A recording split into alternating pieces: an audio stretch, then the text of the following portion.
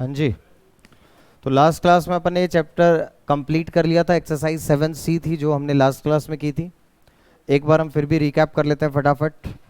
सबसे पहले इस चैप्टर में हमने पढ़ा सेट्स। सेट का मतलब क्या होता है? Set is a collection, well defined collection of object. Well defined का मतलब जिसमें हम क्लियरली ये आइडेंटिफाई कर सकते हो कि एक पर्टिकुलर ऑब्जेक्ट एक कलेक्शन ऑफ ऑब्जेक्ट को बिलोंग करता है या नहीं करता। सेट्स के बाद आपके पास क्या आएगा? Cartesian product. कार्टेशियन प्रोडक्ट क्या होता है? Set of all the ordered pairs. जितने भी ऑर्डर्ड पेयर्स होंगे जिसमें पहला एलिमेंट फर्स्ट सेट को बिलोंग करेगा, दूसरा एलिमेंट सेकंड सेट को बिलोंग करेगा। क्या ए क्रॉस बी और बी क्रॉस ए क्या सेम होंगे?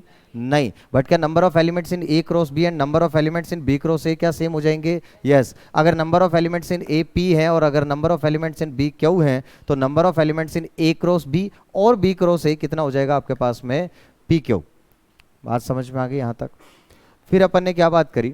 ऑर्डर्ड पेयर कब इक्वल होता है? एक ऑर्डर्ड पेयर दूसरे ऑर्डर्ड पेयर के तब बराबर होगा जब पहला वाला एलिमेंट फर्स्ट एलिमेंट के बराबर होगा, दूसरा एलिमेंट सेकंड एलिमेंट के बराबर होगा, तब जाकर हम कहेंगे कि वो ऑर्डर्ड पेयर इक्वल है।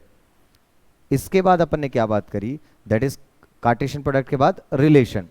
तो रिलेशन क्या होता है? Subset of Cartesian product. Subset of Cartesian product मतलब कार्टेशियन प्रोडक्ट में तो सारे ऑर्डर्ड पेयर्स आएंगे, उससे कम ऑर्डर्ड पेयर्स जिसमें आ रहे हैं उसको हम क्या कहेंगे? रिलेशन कहेंगे। रिलेशन की बात करिए कि टोटल नंबर ऑफ रिलेशंस कितने हो सकते हैं? जितने कार्टेशियन प्रोडक्ट के सबसेट्स हो सकते हैं उतने ही रिलेशन भी हो सकते हैं। तो सबसेट्स कितने हो सकते हैं? ए क्रॉस बी के 2 raise to power P Q, तो उतने ही नंबर ऑफ रिलेशंस पॉसिबल हो सकते हैं 2 raise to power P Q. यहां तक बात समझ में आ गई? फिर रिलेशन पढ़ने के बाद अपन ने क्या पढ़ा? That is function. एक रिलेशन होगा तभी क्या बनेगा? वो फंक्शन। तो फंक्शन क्या है? स्पेशल टाइप ऑफ रिलेशन है। फंक्शन क्या है? स्पेशल टाइप ऑफ रिलेशन है जिसके अंदर every element in set A has one and only one image in set B. Set A के हर एलिमेंट की सिर्फ एक और एक ही इमेज होगी सेट बी के अंदर। क्या कोई ऐसा एलिमेंट हो सकता है जिसकी इमेज ही ना हो? Not possible. यहां तक बात समझ में आ गई थी? मैंने वैसे कहा था कि फर्स्ट एलिमेंट रिपीट, अगर एक रिलेशन को चेक करना है कि ये फंक्शन है या नहीं है तो फर्स्ट एलिमेंट रिपीट नहीं होना चाहिए। अगर पहला एलिमेंट रिपीट नहीं हो रहा तो हम कहेंगे कि ये रिलेशन क्या है? फंक्शन है। सेकंड एलिमेंट रिपीट हो सकता है, कोई प्रॉब्लम नहीं है, बट फर्स्ट एलिमेंट रिपीट नहीं होना चाहिए। एग्जाम्पल में मैंने आपको दिया भी था कि पहले सेट को सन मान लो, दूसरे सेट को फादर मान लो। तो हमने कहा था कि एक सन के 2 फादर पॉसिबल नहीं है, बट कई सन्स के एक फादर हो सकते हैं। Means many to one relation function बन सकता है, but one to many relation function नहीं बन सकता। बात समझ में आ गई थी? क्या ऐसा कोई हो सकता है, कोई ऐसा सन जिसके फादर ना हो? ये भी पॉसिबल नहीं है। तो ये भी हमने बात कर ली थी। बताओ यहां तक कोई डाउट किसी को? फिर हमने पढ़े टाइप्स ऑफ फंक्शन। अच्छा, उससे पहले 3 चीजें और पढ़ी थी, रेंज, डोमेन और कोडोमेन। रेंज क्या होता है? Set of all the first elements of the all the ordered pairs. First element of all the ordered pairs के सेट को, उसी के सेट को क्या कहेंगे अपन? डोमेन कहेंगे। सॉरी, रेंज बोल दिया मैंने। अच्छा, डोमेन। तो डोमेन अपन किसको कहेंगे? The set of the first element of all the ordered pairs. Range किसको कहेंगे? Set of second elements of all the ordered pairs. और कोडोमेन किसको कहेंगे? सेकंड सेट बी को कहेंगे, सेट बी को कहेंगे। रेंज क्या हो सकती है? क्या तो कोडोमेन से छोटी होगी या तो कोडोमेन के बराबर। Range is always a subset of codomain, हम कह सकते हैं। फिर अपन ने बात करी टाइप्स ऑफ फंक्शन। तो टाइप्स ऑफ फंक्शन 2 तरीके के पढ़े, एक वन वन फंक्शन और एक onto function. One one function क्या होता है? जब आपके पास एक की एक इमेज, मतलब ना तो फर्स्ट एलिमेंट रिपीट हो ना ही सेकंड एलिमेंट हो, एक की एक इमेज है, एक की एक इमेज है, 1 to 1 रिलेशन होगा, उसको वन वन। और अगर ऐसा नहीं होगा तो हम क्या कहेंगे? That is many to one. क्योंकि 1 to मैनी तो रिलेशन फंक्शन बनेगा ही नहीं, तो मैनी टू वन हो जाएगा, मैनी टू वन फंक्शन। अगर वन वन फंक्शन नहीं है तो क्या कहेंगे? Many to one. इसी को क्या कहते हैं? इंजेक्टिव। ऑन टू को ही क्या, इसको वन वन को ही क्या कहते हैं? इंजेक्टिव। दूसरा आ गया आपके पास onto function. Onto function क्या होता है? जिसमें रेंज और कोडोमेन दोनों क्या हो जाएं? इक्वल हो जाएं। अगर रेंज और कोडोमेन बराबर है तो हम कहेंगे वो क्या है? ऑन टू फंक्शन होगा। बात समझ में आई यहां तक? फिर अपन ने क्या बात करी? आपके पास में आ गया इनवर्स। अच्छा, ऑन टू फंक्शन को हम कहते हैं सरजेक्टिव। और अगर one one and onto दोनों हो एक फंक्शन तो उसको अपन क्या कहते हैं? बाइजेक्टिव कहते हैं। ये बात समझ में आ गई? इसके अलावा एक बात और पढ़ी अपन ने, इसके अंदर आपने पढ़ा दैट इज इनवर्स फंक्शन। तो इनवर्स फंक्शन, एक फंक्शन इन्वर्टिबल कब होता है? जब वो 1 1 एंड ऑन टू दोनों हो। अगर कोई फंक्शन 1 1 एंड ऑन टू है तो ही वो इन्वर्टिबल फंक्शन होता है। बाई चांस पूछ ले, है ना, तो पता होना चाहिए एक फंक्शन इन्वर्टिबल तब होता है जब वो 1 1 भी हो और ऑन टू भी हो। 1 1 एंड ऑन टू मीन्स जब वो फंक्शन बाइजेक्टिव फंक्शन होगा तब जाकर वो फंक्शन क्या होगा? इन्वर्टिबल फंक्शन बनेगा। इनवर्स निकालते कैसे हैं? तो एफ एक्स गिवन होता है, उसको y मान लेते हैं, y is to something x के टर्म्स में दे रखा है। अब x की वैल्यू निकाल दो इन टर्म्स ऑफ y और फिर x और y को क्या कर दो? इंटरचेंज कर दो। इनवर्स फंक्शन का मतलब ही क्या होता है? डोमेन को रेंज बना दो, रेंज को डोमेन बना दो, ऑटोमेटिक आंसर मिल जाएगा। किसी को डाउट कोई इनवर्स फंक्शन निकालने में? अच्छा, दूसरा फिर अपन ने इसी में पढ़ा कंपोजिट फंक्शंस। कंपोजिट फंक्शंस क्या पढ़े? जी ओ एफ एक्स या एफ ओ जी एक्स। तो एफ ओ जी एक्स का मतलब एफ के अंदर क्या डाल दो? जी एक्स डाल दो, एक्स की जगह जी एक्स की वैल्यू डाल दो, तो ये आपके पास में कंपोजिट फंक्शन सॉल्व हो जाएगा। यहां तक कोई डाउट है? इस तरीके के क्वेश्चन अपन ने कर लिए थे। लास्ट में अपने पढ़ा टाइप्स ऑफ रिलेशन।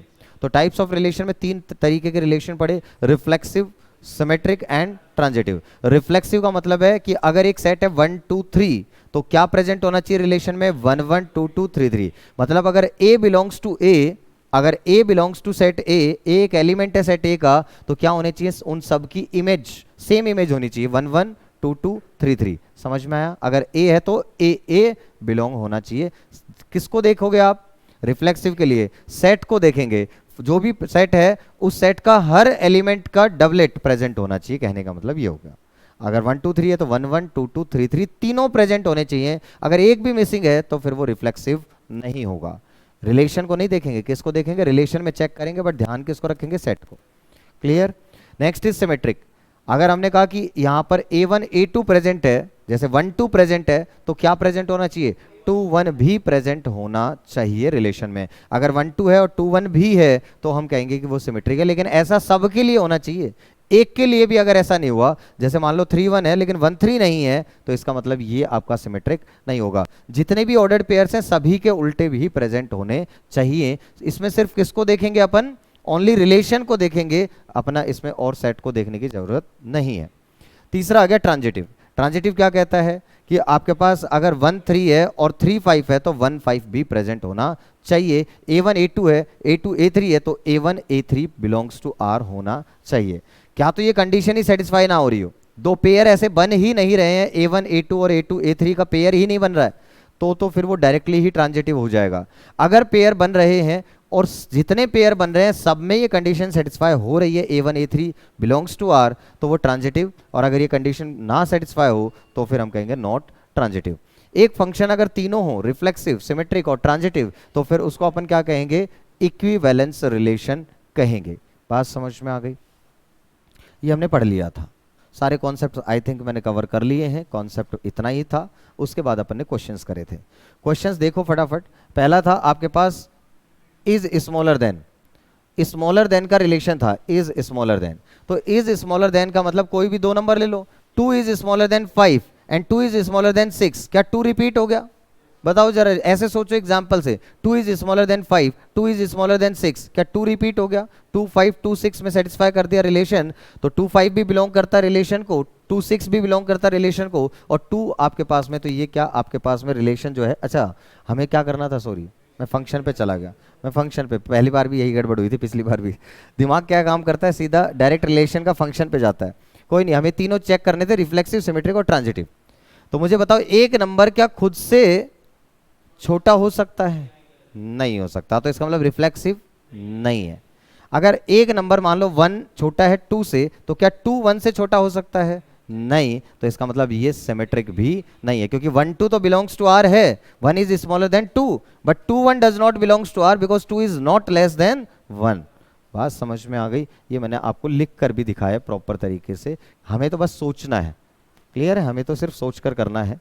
फिर अपन ने ट्रांजिटिव की बात करी। अब मुझे बताओ, 1 is smaller than 2 and 2 is smaller then 3, क्या 1 इज स्मॉलर देन 3? यस, तो ये होगा, तो ये क्या हो जाएगा? ट्रांजिटिव हो जाएगा। तो ऑप्शन से कर लेंगे अपन इस तरीके से, ऑप्शन मतलब एग्जाम्पल से कर लेंगे। तो एग्जाम्पल से करोगे तो आपके पास ये आंसर आ जाएगा। तो इसका आंसर आएगा transitive, that is a.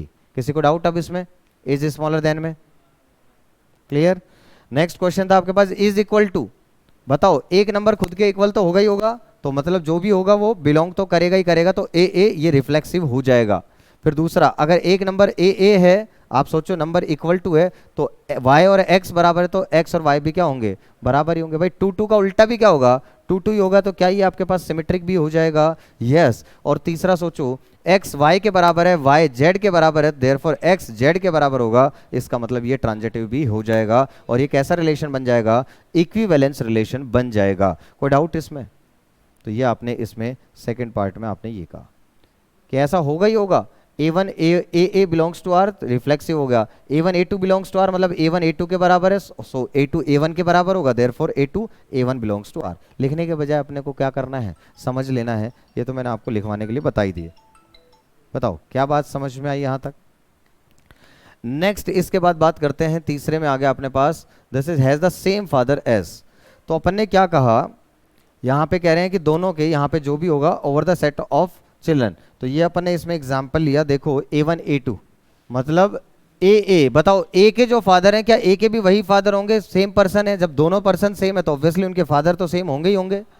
Clear है? तो क्या ये रिफ्लेक्सिव हो जाएगा? यस। फिर अपन ने कहा जब A1 A2 दो के फादर सेम है तो A2 A1 के फादर भी सेम है, तो इसका मतलब वो सिमेट्रिक भी हो जाएगा। और A1 A2 के फादर सेम है, A2 A3 के फादर सेम है, तो इसका मतलब A1 और A3 के फादर भी सेम होंगे, तो ये ट्रांजिटिव भी हो जाएगा, दैट इज ये इक्विवेलेंस रिलेशन बन जाएगा। यहां तक बात समझ में आ गई? अगला था लाइन का था, इज परपेंडिकुलर टू। तो अगर एक लाइन क्या खुद के परपेंडिकुलर हो सकती है? क्योंकि पहले तो रिफ्लेक्सिव में खुद के साथ देखते हैं, तो क्या एक लाइन खुद के परपेंडिकुलर हो सकती है? नेवर। तो इसका मतलब ये रिफ्लेक्सिव नहीं है। दूसरा, एक लाइन अगर लाइन 1 लाइन 2 के परपेंडिकुलर है, तो क्या कह सकता हूं कि लाइन 2 लाइन 1 के भी परपेंडिकुलर है? यस। इसका मतलब ये सिमेट्रिक होगा। और फिर ट्रांजिटिव की बात करी, लाइन 1 लाइन 2 के परपेंडिकुलर है, लाइन 2 लाइन 3 के परपेंडिकुलर है, two lines perpendicular to the same line are parallel to each other, तो वो परपेंडिकुलर नहीं होंगे, इसका मतलब वो ट्रांजिटिव नहीं होगी। क्लियर यहां तक? जब ये ट्रांजिटिव नहीं होगी तो उस सिचुएशन के अंदर ये सिर्फ आंसर क्या आया, symmetric, that is B option. Clear यहां तक? इसके बाद फिफ्थ पार्ट आ गया, फिफ्थ क्वेश्चन। फिफ्थ क्वेश्चन में क्या है आपके पास, इज द रेसिप्रोकल ऑफ। बताओ एग्जांपल से सोचो, टू क्या टू का रेसिप्रोकल हो सकता है? नहीं हो सकता, तो इसका मतलब ये रिफ्लेक्सिव नहीं है। अच्छा, टू का रेसिप्रोकल क्या है? 1/2। क्या 1/2 का रेसिप्रोकल 2 है? यस। तो इसका मतलब ये क्या है, सिमेट्रिक है। फिर आप सोचो, 2 का रेसिप्रोकल क्या हो गया आपके पास? 1/2। और 1/2 का रेसिप्रोकल क्या हो गया? 2। तो फिर ये 2 2 बन जाएगा ना आपके पास, 2 1/2 1/2 2, तो ये क्या बन जाएगा? 2 2। तो क्या 2 इज अ रेसिप्रोकल ऑफ 2? नहीं, वो बराबर हो जाएंगे, इसका मतलब ये ट्रांजिटिव भी नहीं होगा। तो आंसर क्या आ जाएगा इसका? सिमेट्रिक। मैंने ये एग्जाम्पल से भी समझाया था और मैंने आपको वैसे भी करके दिखाया था प्रूफ। बताइए कोई डाउट इसमें? तो ये 5 ही क्वेश्चन थे जो इसमें लग रहे थे थोड़े बहुत स्टार्टिंग में बच्चों को, बाकी तो सब आसानी है। फिर अपन ने बात करी कि यहाँ पे 6th क्वेश्चन देखो, X Y such that x belongs to x, y belongs to y, y equals to x, मतलब y और x बराबर है। तो बताओ x x belongs to r करेगा कि नहीं करेगा? जब x y सेम है तो x x भी सेम है, तो इसका मतलब वो बिलोंग्स टू r करेगा ही करेगा। तो क्या वो रिफ्लेक्सिव होगा ही होगा? यस। सिमेट्रिक में जब y x y है तो y और x बराबर है, तो मैं क्या लिख सकता हूँ, x इक्वल्स टू y को y इक्वल्स टू x, और फिर मैं लिख सकता हूँ कि y x also belongs to r, that means ये सिमेट्रिक होगा। बात समझ में आ गया? 2 2 है तो 2 2 बिलोंग्स करेगा ही करेगा, आपके पास उल्टा भी आ जाएगा। कोई डाउट इसमें? इसके बाद आ गया ट्रांजिटिव। तो आप सोचो 2 2 और फिर अगला भी लिखूंगा 2 2, तो वो बराबर ही होंगे ना, x equals to Y, Y equals to Z, therefore x equals to Z. तो ये आपके पास में इस तरीके से ट्रांजिटिव भी हो जाएगा और ये कैसा बन जाएगा, इक्विवेलेंस रिलेशन बन जाएगा। Next question, question number 7। Question number 7 भी सेम ही था आपके पास, लिखने का तरीका दूसरा है, X Y such that X plus Y equals to 2x। तो इसको सॉल्व करूंगा तो उधर क्या जाएगा, 2x minus X that is x, x equals to Y. यहां से सॉल्व करके यही आ गया x इक्वल्स टू वाई। तो क्या सेम क्वेश्चन बन गया आपके पास, इक्विवेलेंस रिलेशन? यस, पिछले वाला क्वेश्चन ही बन गया, बस प्रेजेंटेशन का तरीका सेम चेंज किया इन्होंने। अगला वाला आ गया इज द स्क्वायर ऑफ। तो मतलब पहला वाला जो नंबर है वो स्क्वायर है, तो अपन कहेंगे यहां पर एग्जाम्पल, क्या 2 इज द स्क्वायर ऑफ 2? नहीं। क्या एक नंबर खुद का स्क्वायर हो सकता है? Never possible, not reflexive. फिर आप देखो कि इसमें एक रिलेशन मान लो, जैसे अपन ने कहा 4 इज द स्क्वायर ऑफ 2, तो 4 2 ले लेते हैं। तो बताओ 4 is the square of 2, but क्या 2 is the square of 4? Not possible, इसका मतलब नॉट सिमेट्रिक। एग्जाम्पल से कर दो। फिर हमने कहा 2 यहां पे किया आपने, उल्टा किया ना, उल्टा होना चाहिए ना ये। तो ये आपके पास इज द स्क्वायर पढ़ा था ना, इज द स्क्वायर ऑफ, ठीक है, उल्टा होना चाहिए था ये उल्टा होना चाहिए था, ये हो गया 4 2, या उल्टा करो 4 2 के बजाय भी 16 16 4 और 4 2 16 2। बात समझ में आ गई? आप इसको उल्टा करके करते तो ये था स्क्वायर, तो पहला वाला नंबर स्क्वायर होना चाहिए ना, तो हमने कहा 16 is the square of 4, 4 is the square of 2, but 16 is not the square of 2, तो इस वजह से ये आपके पास ट्रांजिटिव नहीं होगा। और जब ये ट्रांजिटिव नहीं है तो क्या आंसर आया इसका? Not reflexive, not symmetric, not transitive, none of this. Clear हुआ यहाँ तक?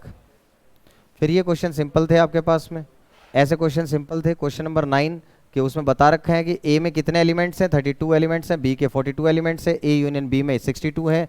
इंटरसेक्शन के बताने तो डायरेक्ट फॉर्मूला लग जाना है आपके पास में, number of elements in A union B equals to number of elements in A plus number of elements in B minus number of elements in A intersection B, बाकी सबकी वैल्यू पुट कर दो, आंसर आ जाएगा। फिर question number आपने बात करी 10 की बात करी, in a group of 20 children 8 drink, ये आपके पास क्वेश्चन ठीक था, ये आपको ध्यान देना था। देखिए 20 चिल्ड्रंस हैं, तो क्या यहाँ पे ग्रुप कहते ही 20 चिल्ड्रन का क्या ये कह दोगे कि यूनियन है? नहीं, अभी नहीं कह सकते, बाद में देखेंगे। 8 drink tea but not coffee, तो ये क्या कहेंगे? T minus C, number of elements in T minus C कितना हो गया? दैट इज ओनली टी कितने हैं? 8, और number of elements in T मतलब टोटल कितने हैं टी में? 13 लाइक टी, तो ये निकालना है आपको कॉफी बट नॉट टी, ये निकालना है। तो इसमें आप डायग्राम से कर सकते हैं। आप ये देखो टोटल टी में कितने थे? 13, टोटल टी में कितने आपके पास? 13, और ओनली टी में कितने थे? 8, तो यहाँ तो ओनली टी में 8 लिख दिए, और टोटल कितने हैं? 13, ओनली टी में अगर 8 है तो यहाँ कितने आ जाएंगे? ये 5, ये बात समझ में आ गई। और इन तीनों का टोटल कितना है? 20, तो इसका मतलब 8 और 5 13, तो यहाँ कितने बच गए? 7। ये मानना पड़ेगा इसको यूनियन, नहीं मानेंगे तो फिर सॉल्व ही नहीं होगा। बात समझ में आई? तो ये सिंपल था वेन डायग्राम से, तो मैंने कहा था ऐसा नहीं करना है, वेन डायग्राम से कर लेना है। फिर क्वेश्चन नंबर 11, 6 8 11 दे रखा है आपके पास, तो 6 8 11 के कितने सबसेट्स हो जाएंगे बताओ? 3 है तो 2 की पावर 3, नंबर ऑफ एलिमेंट्स जितना 2 रेज़ टू पावर n, तो 2 की पावर 3 हो जाएगा आपके पास, तो 2 की पावर 3 करते ही कितना हो जाएगा? 8। अगला देख सकते हो x such that x plus 2 equals to 0, और ये 3 सेट दे रखे हैं, इन तीनों सेट में ये इक्वल हो जाएं, तो मुझे बताओ कौन सी वैल्यू इसमें रखकर देखूं? ऑप्शन से कर लो, कौन सी वैल्यू रखकर देखूं कि आंसर तीनों का क्या आ जाए? सेम आ जाए। तो जैसे ही अपन ने रखा -2, तो ये हो जाएगा -2 प्लस 2 0 हो जाएगा। इसको देखो -2 का स्क्वायर कितना हो जाएगा? 4, और ये कितना हो जाएगा? -4, तो 0 हो जाएगा। इसमें देख लो 4 -2 -2 -4 हो जाएगा, तो भी 0 हो जाएगा। मीन्स ये ऑप्शन से कर लोगे कौन सी वैल्यू रखें कि आंसर सबको सेटिस्फाई कर जाए। कोई डाउट यहाँ तक? Next question number 13, if the universal set E x is a positive integer less than 25, A दे रखा है, B दे रखा है, फिर आपके पास में ये तो डी मॉर्गन्स लॉ बता रखा था, ऑप्शन में आप देख सकते हैं, तो डी मॉर्गन्स लॉ लगना था। और डी मॉर्गन्स लॉ होता क्या आपके पास कि A इंटरसेक्शन B कॉम्प्लीमेंट क्या हो जाएगा? A complement union B complement हो जाएगा, तो A ही इसका आंसर आ जाएगा। फिर देखो नेक्स्ट क्वेश्चन में कहा कि P के 3 एलिमेंट्स हैं, ये रहा P के 3 एलिमेंट्स हैं, Q के 4 एलिमेंट्स हैं, और R में 2 एलिमेंट्स हैं, तो इसका मतलब P cross Q cross R में कितने हो जाएंगे? 2 पढ़ रखे थे P Q, अब 3 दे रखे हैं, तो तीनों को मल्टीप्लाई कर देंगे, तो 3 × 4 × 2 हो जाएगा आपके पास 24 एलिमेंट्स। फिर अगला सवाल आया क्वेश्चन नंबर 15, क्या था क्वेश्चन नंबर 15? A दे रखा है, B दे रखा है, C दे रखा है, आपको A cross B intersection C, तो पहले तो B इंटरसेक्शन C निकालो, तो B और C में कॉमन क्या है? 5 है आपके पास में। अब इस 5 का क्या करना है? कार्टेशियन प्रोडक्ट करना है आपके पास में 2 3 के साथ, तो ये क्या हो जाएगा बताओ? ये हो जाएगा 2 5, और ये क्या हो जाएगा? 3 5, 2 5 और 3 5, तो ये ऑप्शन आ जाएगा आपके पास ए ऑप्शन। बताओ कोई दिक्कत इसमें? क्योंकि पहला जो एलिमेंट होना चाहिए वो बिलोंग करना चाहिए एक, और जो दूसरा एलिमेंट होना चाहिए वो बिलोंग करना चाहिए बी इंटरसेक्शन सी को बिलोंग करना चाहिए। यहाँ तक डाउट कोई है तो बताओ जरा, क्लियर सब? नेक्स्ट, टाउन में कितनी पॉपुलेशन है? 50,000, उसमें से 28,000 न्यूज़पेपर पढ़ रहे हैं। कौन सा न्यूज़पेपर पढ़ रहे हैं? X, and 23,000 read Y, while 4,000 read both the papers. तो आप देख सकते हैं total population 50,000, number of X 28,000, number of Y 23, और number of X intersection Y कितना हो गया? 4,000। मतलब दोनों न्यूज़पेपर जो पढ़ रहे हैं वो कितने हैं? 4,000। अब बताओ कितने लोग न्यूज़पेपर पढ़ रहे हैं, पहले तो निकाल लेते हैं भैया एक्स या तो वाई, तो यूनियन निकालना पड़ेगा, तो यूनियन निकाल लिया, कितना गया 47,000। तो 47,000 पीपल क्या तो एक्स न्यूज़पेपर पढ़ रहे हैं, या तो न्यूज़पेपर वाई पढ़ रहे हैं, या तो दोनों पढ़ रहे हैं। कम से कम एक न्यूज़पेपर पढ़ रहे हैं 47,000। तो ऐसे कितने लोग हैं जो एक भी न्यूज़पेपर नहीं पढ़ रहे हैं? 3,000। तो ये 3,000 आपके पास में आ जाएगा, 50 में से माइनस कर दोगे 47, दिस इज 3,000। क्लियर है यहाँ तक? क्वेश्चन नंबर 17, ए दे रखा है 1 2 3 5 7, बी दे रखा है 1 3 6 10 15, cardinal number of A minus B. A minus B निकाल लो पहले, तो ए माइनस बी जो एक में आए लेकिन बी में ना आए, तो इसका मतलब बी में 1 कैंसिल हो जाएगा, 2 3 कैंसिल हो जाएगा, 5 और 7, 2 5 7, कितना कार्डिनल नंबर मतलब नंबर ऑफ एलिमेंट्स, तो नंबर ऑफ एलिमेंट्स कितना हो गया 3। बताओ क्लियर यहाँ तक? इसके बाद ये आ गया क्वेश्चन नंबर 18। तो क्वेश्चन नंबर 18 क्या है? Which of the diagram is a graph of a function. तो ये बताओ फंक्शन में क्या बात थी कि x रिपीट नहीं होना चाहिए, पहला वाला x होता है ना, तो पहला वाला x की वैल्यू रिपीट नहीं होनी चाहिए कि x की वैल्यू रिपीट हो रही हो y के डिफरेंट वैल्यूज के लिए। तो यहां देखो x की एक ही वैल्यू है और y की 3 वैल्यू आ गई, x की एक वैल्यू पे y की 3 वैल्यू आ गई, x की एक वैल्यू पे 2 आ गई, x की एक वैल्यू पे 2 आ गई, तो इसका मतलब ये फंक्शन नहीं है, पहला एलिमेंट रिपीट हो रहा है। क्या बात समझ में आती है? दूसरे वाले में देखो क्या यहाँ कोई रिपीटेशन हो रहा है कहीं पे x की वैल्यू का? नहीं हो रहा, डिफरेंट वैल्यू आ रही है आपके पास। हाँ y की वैल्यू रिपीट हो रही है 0, बट x की वैल्यू रिपीट नहीं हो रही। x की एक वैल्यू के लिए y की 2 वैल्यू नहीं है, x की एक वैल्यू के लिए तो y की एक ही वैल्यू है, बट y रिपीट हो रहा है, बार बार 0 आ रहा है, यहां भी 0, यहां भी 0, यहां भी 0, यहां भी 0। समझ में आया? क्लियर है? तो ये फंक्शन है। ये देखो यहां पर अगर एक कर दूं तो ये x की एक वैल्यू के लिए y की 2 वैल्यूज आ जाएंगी, ये मैंने आपको यहां कर कर दिखाया। x की एक वैल्यू के लिए y की 2 वैल्यूज आ जाएंगी। क्लियर है? तो ये फंक्शन नहीं है। और इसके अंदर भी क्या है, थोड़ा सा ये क्लैश कर रहा है, ये नहीं दे रखा आपके पास, तो इस पॉइंट क्लैश कर रहे हैं, तो इसका मतलब इस पॉइंट पे 2 वैल्यूज आ जाएंगी, तो इसका मतलब ये भी फंक्शन नहीं है। तो ये आपको समझ में आ गया, इसका आंसर होगा बी। नेक्स्ट क्वेश्चन नंबर 19, ये बढ़िया सवाल था, ये ध्यान से देखना। टोटल कितने लोगों का ग्रुप है? 100, उसमें से इंडियन वुमेन कितनी? 29, इंडियन मैन कितने? 23, उसमें से इंडियन पीपल 4 जो हैं वो क्या हैं? Out of this Indian people में से 4 डॉक्टर हैं। इंडियन पीपल मतलब चाहे वो मैन हो चाहे वो वुमेन हो, लेकिन टोटल डॉक्टर्स कितने हैं? इंडियन डॉक्टर्स 4 हैं। उसके बाद इन्होंने कहा कि 24 ऐसे हैं जो क्या तो मैन हैं या तो डॉक्टर हैं, तो क्या तो मैन या तो डॉक्टर, तो मैन कितने थे? 23। क्लियर है? तो इसका मतलब अकेला जो ऐसा कितने 24 है टोटल मैन या डॉक्टर, तो इसका मतलब 23 तो मैन हो गए, तो एक ही तो ऐसा डॉक्टर हुआ जो मैन नहीं है, मतलब आपके पास में female that is women doctor है। बात समझ में आ गई? तो वुमेन डॉक्टर 1 है, तो number of women doctors attending the conference is 1। बताओ क्या समझ में आता है? सोच के करोगे तो फटाफट हो जाएगा आपके पास में कि 4 डॉक्टर थे, मैन और डॉक्टर दे रखे हैं आपके पास में 24, जिसमें से 23 तो मैन है ही, तो 24 में से 23 तो मैन हो गए, एक जो बचा वो क्या है? फीमेल डॉक्टर है, वुमेन डॉक्टर है, तो वुमेन डॉक्टर कितने? 1। क्लियर? ये मैंने आपको डायरेक्ट बता दिया था। इसके बाद question number 20, A B set of subsets of A is called power set of A denoted by this. Now N of means power set में कितने एलिमेंट्स होंगे? जितने सबसेट्स होंगे, तो 2 raised to power 2 that is 4। Clear? Next question number 21, out of 2000 employees in an office 48%, तो क्या तो percentage में ही खेल लो, कोई प्रॉब्लम थी नहीं। 48% प्रेफर्ड कॉफी, ये सारा लिख दिया मैंने। 48% जो है वो कॉफी प्रेफर कर रहे हैं, 54% टी, और आपके पास में स्मोक करते हैं 64%, और इन दोनों का इंटरसेक्शन, इनका इंटरसेक्शन दे रखा है ये आपके पास। ये आपके पास तरीका क्या था? आपके पास इस तरीके से क्या निकाल सकते हैं आप? तीनों का यूनियन निकाल सकते हैं। फॉर्मूला तीनों का यूनियन भी दे रखा था 94%। ये तीनों का क्या दे रखा था? अच्छा यूनियन नहीं दे रखा था, ये बता रखा है जो तीनों नहीं करते, मतलब इन तीनों में से कुछ भी नहीं कर रहे हैं, वो कितने परसेंट है? 6%। तो इसका मतलब इनका यूनियन कितना हो जाएगा? 94%। क्या बात समझ में आई कि स्लो करूं? यहां तक देख लो, टोटल एम्प्लॉयज कितने? 2000। इनकी परसेंटेज समझ में आ गई? इसमें दे क्या रखा था कि जितने ये तीनों में से कुछ भी नहीं करते वो है 6%, मतलब कॉम्प्लीमेंट दे रखा है, तो यूनियन कितना हो जाएगा? 94%। और इसका फॉर्मूला आपके पास में है, तो यहाँ से क्या निकाल दोगे आप, क्या इंटरसेक्शन निकाल दोगे, तीनों का इंटरसेक्शन निकाल लोगे। तो तीनों का इंटरसेक्शन कितना आ गया आपके पास 18%, यहाँ तक तो करना पड़ेगा। अब 18% किसका निकालोगे 2000 का, तो कितने लोग तीनों करते हैं, मीन्स कॉफी टी और स्मोक तीनों कर रहे हैं, यहाँ पर कितना 360, यहाँ तक बात समझ में आ गई। तो इसको वेन डायग्राम के थ्रू करो अब, तो इसको वेन डायग्राम के थ्रू किया था अपन ने।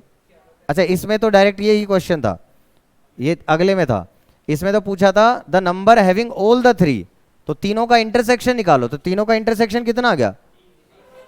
इसमें कोई डाउट है तो देख लो, ये सब कुछ दे ही रखा था, सिर्फ आपको ये कॉम्प्लीमेंट बता रखा है कि ऐसे पर्सन, ध्यान से पढ़ो एक बार क्वेश्चन को, only 6% did none of this, तो इसका मतलब इनमें से तीनों में से कुछ भी नहीं करते, तो मतलब कॉम्प्लीमेंट हो गया यूनियन का। तो यूनियन का कॉम्प्लीमेंट अगर 6% है तो यूनियन कितना हो जाएगा 94%, और जब ये 94% हो जाएगा तो फिर यहां से फॉर्मूला लगाकर आप तीनों का इंटरसेक्शन निकाल लेंगे, वो आया 18%, 18% किसका 2000 का, मतलब 360। अब अगले सवाल जो थे आपके पास, दो क्वेश्चन थे इसी पर बेस्ड, तो ये दोनों इसी से आंसर करोगे वेन डायग्राम्स।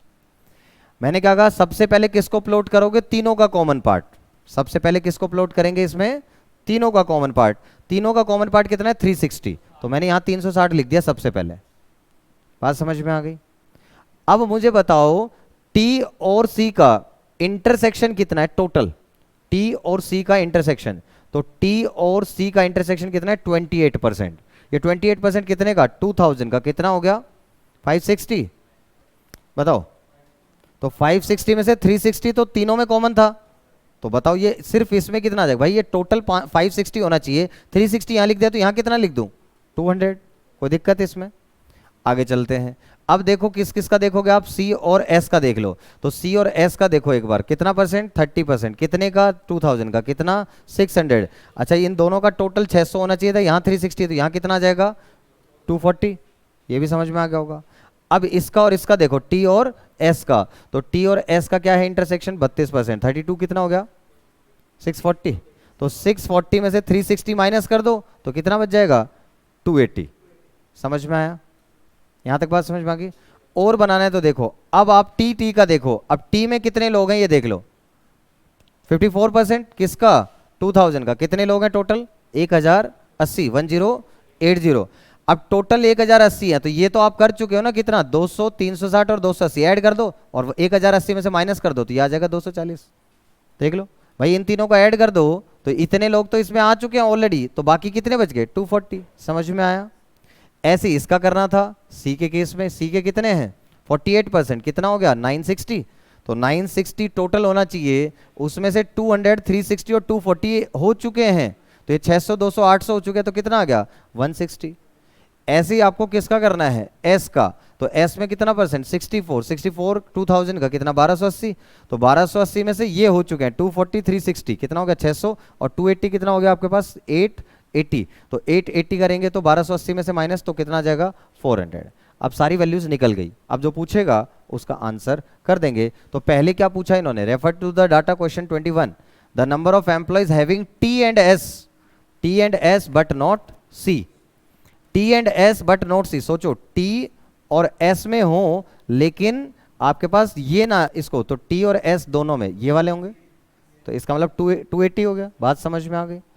और अगले में क्या था, the number of employees preferring only coffee, only coffee कितने हो गए आपके पास 160, तो अगला वन, मतलब वेन डायग्राम बनाना आना चाहिए। और वेन डायग्राम को बनाने की शुरुआत कहां से करनी है, कॉमन पार्ट जो है तीनों का वहां से स्टार्ट करना है, पहले तीनों का कॉमन, फिर दो दो का कॉमन, और फिर एक एक पे आ जाओगे।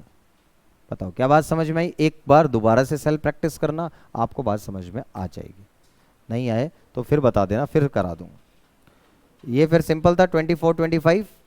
24th क्वेश्चन क्या था आपके पास, ये दे रखा है जीओ एफ एक्स निकालो, तो जीओ एफ एक्स का मतलब ही क्या होता है कि जी एफ एक्स, जी के अंदर वैल्यू क्या डाल दूं एफ एक्स की वैल्यू डाल दूं, तो एक्स की जगह अगर एफ एक्स की वैल्यू डालूंगा तो क्या आ जाएगा जी ऑफ एक्स प्लस 3, और इसमें अगर x प्लस 3 डालूंगा तो x प्लस 3 का स्क्वायर हो जाएगा, ये तो कोई प्रॉब्लम नहीं। और लास्ट था इनवर्स का, इनवर्स निकालने का तरीका क्या होता है, एफ एक्स गिवन है तो उसको एफ एक्स को y ले लो, तो this is y equals to 1/1 minus x, ये गिवन है। अब मैं क्या इसकी वैल्यू निकाल लूँ, यहाँ से x की वैल्यू निकाल लेता हूँ, तो मैंने x की वैल्यू निकाली तो 1 minus x equals to 1/y, और ऐसे x की वैल्यू आ गई 1 माइनस 1/y। अब क्या करना है, ये तो आ गया x की वैल्यू, अब क्या करना है, x और y को इंटरचेंज कर दो, तो यहाँ जहाँ y है वहाँ x हो जाएगा, जहाँ x था वहाँ y की जगह क्या हो जाएगा, y इनवर्स, तो ये y inverse is equals to 1 minus 1 upon x, और इसका सॉल्यूशन देख लिया आपने, तो इसको ऐसे दे रखा है x minus 1 upon x f inverse x, तो ये आंसर आ जाएगा।